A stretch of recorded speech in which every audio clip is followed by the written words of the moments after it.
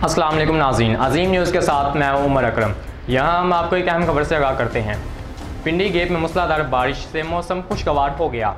आज सुबह 9 बजे से जारी बारिश ने सीवरेज के नाकिस इंतजामात का पोल खोल दिया।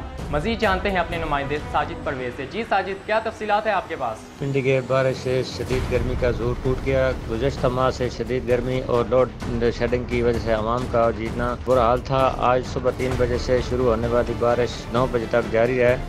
बारिश से कई मकामात पर सीवरेज का नाकिस निज़ाम की वजह से पानी घरों में दाखिल हो गया, जिसकी वजह से आवाम को मुश्किलात का सामना। साजिद परवेज, अजीम न्यूज़, पिंडी गेप। जी बहुत शुक्रिया साजिद, तफसीलात से आगाह करने के लिए। देखते रहिए अजीम न्यूज़।